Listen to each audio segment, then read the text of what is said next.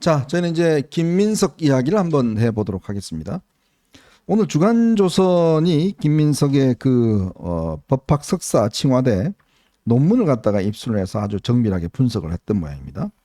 근데 이 논문에 보니까요, 주로 이제 탈북자들 관련된 이야기를 썼는데, 문제는 이 탈북자가 아니고 도북자라는 용어를 썼다고 그래요. 이 도북자라는 것은 북한에서 도망 나온 사람, 뭐 이런 것인데, 이 도북자란 이름을 이 논문에다가 쓰고, 또 뭐라 반도자, 즉 배반하고 도망간 사람, 이런 용어도 썼다고 해요. 그 도북자라고 하는 표현에서 도자가요. 네. 건널 도자가 아닙니다. 압록강이나 두만강을 건넜다는 의미가 아니고 네. 도망하다 할 때 도자예요. 도자, 네. 그러니까 북한 체제 당시에는 이제 2010년에 그 김 후보자가 석사학위를 받았다고 주장하니까 네네. 그러면은 김정일 체제겠죠. 그러니까 김정일 체제 하에서 수령의 통치를 받아야 되는데 도망간 사람이란 뜻이에요. 북한 체제를 저버리고. 그다음에 반도자라는 표현은 더 나쁜 표현입니다. 반자의 반자가요. 그 반란을 일으키다 할 때하고 그 반자하고 한자 똑같아요. 그리고 반역자 할 때. 네, 그다음에 도자는 도망갈 도자입니다. 네. 그러니까 역시나 북한 체제에 반역하고 도망간 사람인 거예요. 그러면은 자, 북한 이탈 주민은 어떤 분들입니까? 자유와 인권을 찾아서 정말로 목숨 걸고 탈출한 분들이에요. 그런 분들을 반도자, 도북자 이렇게 논문과 감사의 글에서 표현을 한 겁니다. 자, 김민석 후보자는요, 칭화대에서 법학 석사 학위를 2010년에 받을 때 이미 대한민국에서 재선 국회의원까지 했던 인물입니다. 1996년, 2000년 두 번 당선이 돼서요. 그리고 우리나라의 그 북한 이탈 주민의 정착 및 지원에 관한 법률이라는 법이 있죠. 네네. 그 법이 언제 만들어졌냐면 1997년에 처음 만들어졌어요. 그러니까 북한 이탈 주민이라고 하는 용어는 그 당시에도 이미 오래전부터 대한민국이 공식적으로 사용하고 있던 용어입니다. 네. 그러면은 대한민국의 국회의원까지 한 사람이 남의 나라 유학 가서 논문 쓰고 학위 받을 때 당연히 뭐 탈북민이라고 하든가 북한 이탈 주민이라고 하든가 이렇게 써야지 도북자, 반도자 이런 표현을 쓰는 것은 정말로 이해할 수가 없죠. 그 중국의 바이두라고 하는 검색 엔진에서도 이 도북자, 반도자라고 하는 표현은 요새는 안 쓰는 표현이어서 네. 쓰면은 이게 탈북자라고 하는 표현으로 그대로 연결된다고 합니다. 자, 근데 보니까요, 이 김민석 후보자가 본인이 이게 비서 출신인 뭐 박모 비서관이 있답니다. 근데 이 사람이 그 강금실, 뭐 신낙균, 김관영 뭐 이런 보좌관을 지냈는데 이 사람이 대학원생으로 있었다는 거예요. 그 이 논문 작성에 꽤 도움을 많이 줬다고 그래요. 아, 그러니까 칭화대 석사학위 그 그렇죠. 석사 과정을 같이 수료했다. 아니, 같이 뭐 다녔다. 다른 아마 이게 다른 대학원에 아마 그 있으면서, 중국에 예, 있으면서 이제 도움을 많이 준다는 거고. 그랬군요. 더군다나 이게 논문에요. 지도교수 이름을 틀렸다고 그럽니다. 지도교수 이름 같이.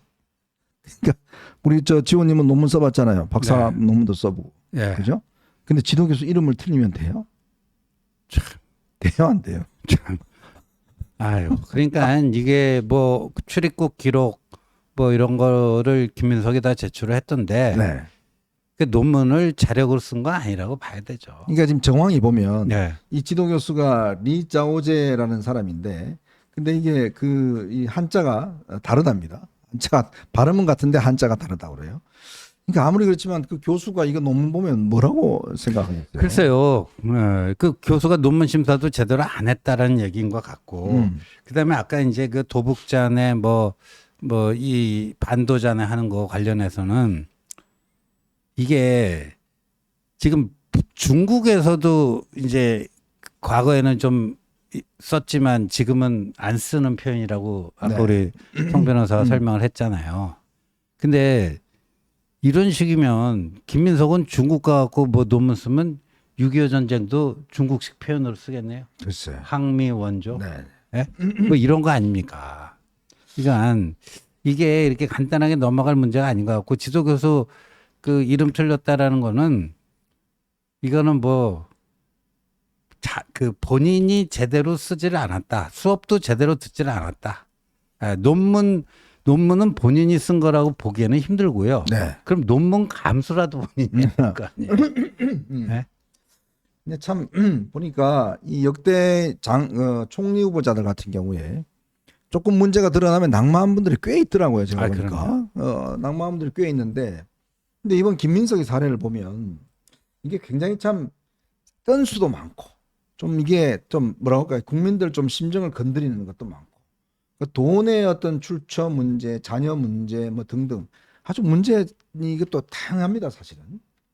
의혹이 꼬리에 꼬리를 물고 있어서 사실은 하나의 의혹이 그 앞에 나온 다른 의혹을 덮고 있는 뭐 그런 상황처럼 보이기도 네네. 하는데요. 역시나 저는 늘상 말씀드립니다마는 김민석 총리 후보자의 가장 큰 문제는 스폰서 정치를 떨치지 못했다는 부분에 있다고 봐요. 그 강모 씨가 2010년에 대법원 유죄 확정 판결 나온 정치자금법 위반 사건 네. 3명 합해가지고 7억 2천만 원이었죠. 그 중에 불법 정치자금 제공자 중에 한 명입니다. 그런데 그분과 아주 오랜 그 정치적 깐부 관계에 있는 거잖아요. 이른바 2014년에 그 원외민주당, 마포민주당도 같이 만들고 그 이전에는 강모 씨 소유의 오피스텔에 본인 주소를 두기도 하고 네. 그리고 강모 씨가 이 돈도 빌려줬다고 하고 빌려줬는지 아닌지 지금 계속 규명해 보자고 하는데 결국에는 이번에도 증인 채택을 못했습니다. 그리고 강모 씨 회사의 채권자가 돈을 빌려줬다고도 하고 강모 씨 회사의 감사가 돈을 빌려줬다고도 하고 돈 빌려준 사람 중에 강모 씨 말고 또 다른 그 김민석 후보자의 국회의원 시절 후원 회장도 있다고 해요. 이런 식의 스폰서 정치를 떨치지 못하고 있다는 부분이 사실은 가장 핵심인 겁니다. 이 핵심적인 의혹에 대해서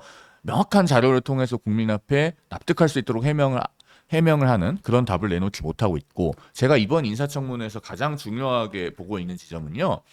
헌정사상 처음으로 국무총리 후보자 청문회에서 증인 참고인이 이제 아무도 글쎄 없습니다. 말입니다. 이거는 꼭 짚고 넘어가야 돼요. 왜냐면은 자 김민석 후보자는 본인이 이제 청문회에 나와가지고 뭐 그때까지 자료도 다 내고 해명을 하겠다고 해요. 그게 맞는지 틀린지 미심쩍고 확인이 안 되는 부분이 있으면 어떻게 확인을 해야 되나요? 여태까지 늘 증인과 참고인들을 불러서 확인을 했습니다. 네. 제가 그 국회 회의록을 다 뒤져가지고 확인을 해봤는데요. 네. 2002년에 장상 후보자 위장 전입 때문에 낙마했죠. 네. 그 장상 전 이화여대 총장이 첫 국무총리 후보로 인사청문회 대상이 된 이래로 18번의 인사청문회가 있었습니다. 인사청문 특위에서 채택된 증인이 그동안 166명, 참고인이 114명이에요. 합계 270명을 그동안에 채택을 했습니다. 18번의 청문회에서. 그러면 증인 참고인 합계 평균 15.5명을 불렀어요. 네. 그리고 첫 청문회였던 2002년에 장상 후보자 청문회 때도 증인이 무려 19명을 불렀습니다. 그 당시에 이화여대 관계자로 정말 별의별 분들을 다 불렀어요.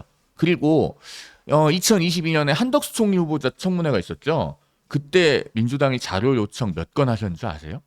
야당이 그 당시에 요구한 자료가 1,700건이에요. 1,700건. 1,700건. 그리고 인사청문회를 중간에 보이콧도 했어요. 아마 기억나실 겁니다. 네. 인사청문회가 그래서 표류하다가 일주일 뒤에 다시 열렸잖아요. 그런 일도 있었는데 이번에는 증인 참고인을 아무도 채택을 못했습니다. 그러면서 민주당에서는 그렇게 이야기해요. 전처 때문에 이건 너무너무 과도하지 않느냐. 네. 그리고 그런 식으로 하니까 결국에는 국민의힘도 증인 채택할 의사가 없이 결국에는 이런 식으로 돼서 증인을 합의하지 못한 것이다 라고 주장을 하는데 실제로는 이렇습니다. 국민의힘에서 전처는 애초에 뺐어요. 네. 뺀 지 꽤 됐고요. 그다음에 그 과거 정치자금법 위반 사건, 그다음에 현재 제기되고 있는 그 금전거래 관련된 의혹 관련해서 5명의 핵심 인물을 부르자고 했습니다. 네. 그런데 민주당에서 그 강모 씨 빼고 나머지 4명은 못 불러주겠답니다. 그래서 결국 증인을 한 명도 못 부르게 된 거예요. 합의를 못해서. 근데 이 정도 되면요, 이거는 저 신임 송원석 원내대표의 첫 번째 그렇죠. 그 시험 때 네. 건데 이거는 얼마나 우습게 보였으면, 얼마나 호구 잡혔으면은 이렇게 전례가 없는 증인 한 명도 없는 청문회를 어떻게 개최를 네. 합니까? 이거는 송원석 원내대표가 이 정도면요, 이거 그 과거 같으면 이 정도면 사표 써야 될 그렇죠. 정도의 그런 네. 거예요.